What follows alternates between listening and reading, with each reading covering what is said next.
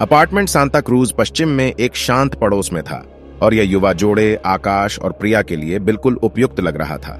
यह विशाल और अच्छी तरह से सुसज्जित था और किराया उचित था। अपार्टमेंट के बारे में एकमात्र चीज जो अजीब लग रही थी वह थी मकान मालिक का इसके बारे में बात करने का तरीका। उन्होंने कहा कि यह काफी समय से खाली था और कोई भी वहां कुछ हफ्तों से ज्यादा नहीं रुका था। उन्होंने यह भी कहा कि पिछले सभी किराएदार अजीब शोर और अन्य अस्पष्ट घटनाओं के कारण चले गए थे।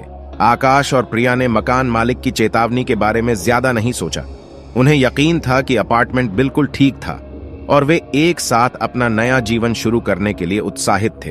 अपार्टमेंट में पहले कुछ सप्ताह घटनापूर्ण नहीं थे, लेकिन फिर आकाश और प्रिया को अजीब चीजों का अनुभव होने लगा। जब कोई नहीं होता तो वे दालान में कदमों की आवाज सुनते। वे अपनी आंखों के कोने से परछाइयों को निकलते हुए देखेंगे और कभी कभी वे आधी रात को जाग जाते थे और पाते थे कि उनके शयन कक्ष का दरवाजा खुला है। आकाश और प्रिया को डर लगने लगा था। उन्होंने अजीब चीजों को नजरअंदाज करने की कोशिश की, लेकिन यह असंभव था।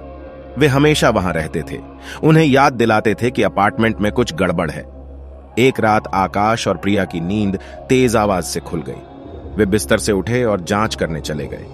ऐसा लग रहा था जैसे लिविंग रूम से आवाज आ रही हो। जब वे लिविंग रूम में पहुंचे तो उन्होंने दरवाजे पर एक आकृति खड़ी देखी। वह लंबी और पतली थी और उसने लंबी काली पोशाक पहन रखी थी। आकृति का चेहरा छाया में छिपा हुआ था। आकाश और प्रिया घबरा गए। वे हिल नहीं सकते थे। वे डर के मारे वहीं खड़े रहे क्योंकि वह आकृति उन्हें घूर रही थी। कुछ क्षणों के बाद वह आकृति मुड़ी और चली गई।